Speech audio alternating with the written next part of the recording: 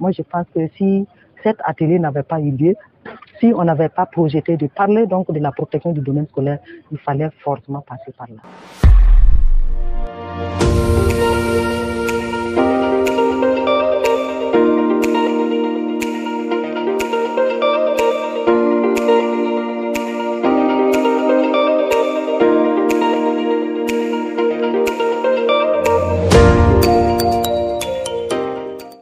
Ici à Waïgia, nous avons réuni donc 7 régions pour une session de formation sur la protection du domaine scolaire qui va consister à la présentation du décret sur la protection du domaine scolaire, la présentation des situations de protection du domaine scolaire donc dans les différentes régions, des échanges et puis des propositions de solutions pour la protection du domaine scolaire.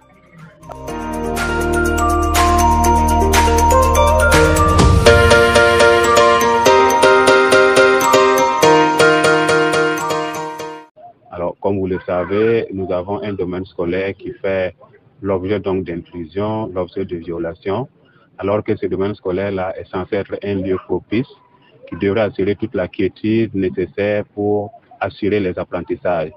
Alors, il se trouve que ce domaine scolaire, en tout cas, fait l'objet de violations avec des débits de boissons ou des lieux de nuisance qui sont, en tout cas, aux alentours du domaine scolaire. Il y a également que il y a des domaines scolaires qui ne sont pas sécurisés à travers donc des clôtures. Donc, au regard de tout cela, il y a en 2016 que le gouvernement a pris un décret portant donc protection du domaine scolaire. Ce décret a été par la suite modifié en 2020 pour renforcer les dispositions donc de décret portant protection du domaine scolaire. Alors, mais malgré l'adoption de ce texte, on voit que le domaine scolaire n'est toujours pas sécurisé.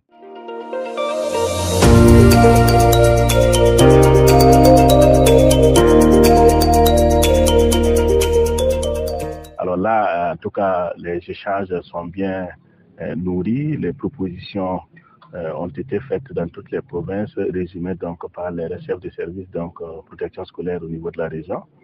Et à l'issue donc de ces 3 jours de formation, on a pu en tout cas recueillir des propositions qui peuvent être en tout cas capitalisées pour mieux gérer la protection du domaine scolaire et donner un cadre propice en tout cas à l'apprentissage pour nos apprenants et tout le monde éducatif.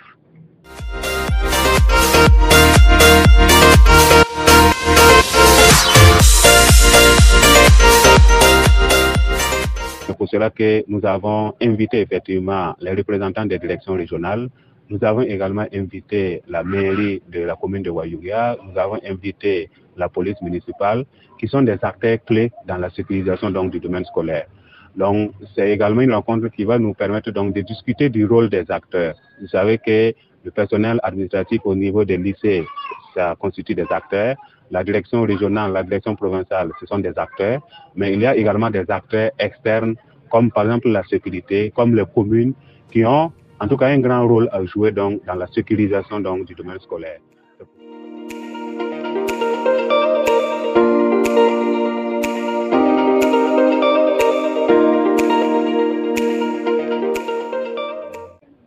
Nous pensons que, en tout cas, c'est une formation qui est la bienvenue parce que le domaine scolaire est un domaine tellement important. Moi, je pense que si cet atelier n'avait pas eu lieu, si on n'avait pas projeté de parler donc de la protection du domaine scolaire, il fallait forcément passer par là. Puisque c'est là-bas que l'avenir du pays se joue. Ce sont nos enfants qui sont à l'école. C'est eux qui sont scolarisés. C'est là-bas qu'ils reçoivent l'éducation pour pouvoir être donc des citoyens de demain, des bâtisseurs donc de la nation. Voilà. Et qu'est-ce qui se passe? Ils sont à l'intérieur des domaines scolaires et la protection n'est pas assurée. Donc ça, c'est un manquement grave.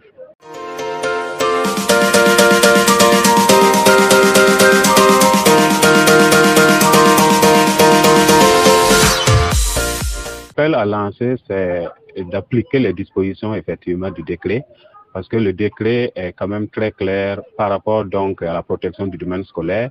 On sait que, en tout cas, il ne doit pas avoir des lieux de nuisance donc à partir de 400 mètres donc à partir de l'enceinte donc du domaine scolaire, et les domaines scolaires également doivent être clôturés. Donc, nous invitons les participants à faire des actions de sensibilisation pour que tous les lieux de nuisance qui sont aux alentours des domaines scolaires, qu'on puisse effectivement les déguerpir et qu'ils puissent, à défaut d'aller et de partir d'eux-mêmes, qu'on puisse les déguerpir, afin donc d'assainir le domaine scolaire et de le rendre propice, sûr et effectivement capable donc d'accueillir les apprenants dans de très bonnes conditions.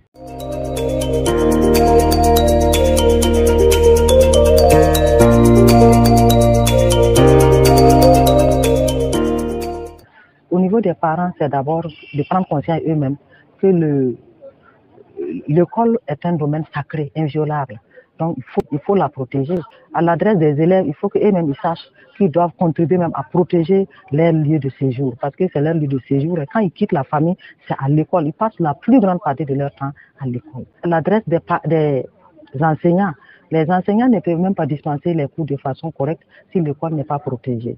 Admettez un enseignant DPS où les usagers traversent dans tous sens. Il y a eu des cas même dans les établissements du Yatenga où les élèves qui faisaient le sport ont été percutés par des usagers de la route, j'allais dire, puisque l'établissement est devenu une route qu'on traverse de façon impunie. Donc c'est vraiment un message fort pour sensibiliser tous ces acteurs-là. Et les syndicats eux-mêmes, ils ont déjà pris à bras ce problème, parce que chaque fois ils interpellent, voilà, pour dire que bon, l'école, l'établissement est un lieu où il ne faut pas violer. À l'endroit de beaucoup d'acteurs, on peut en tout cas dire un mot, c'est le mot de sensibilisation, donc qui voudrait que tout le monde prenne conscience de la valeur de l'école qui est une valeur sûre qu'il faut protéger. Donc le domaine scolaire doit être inviolable.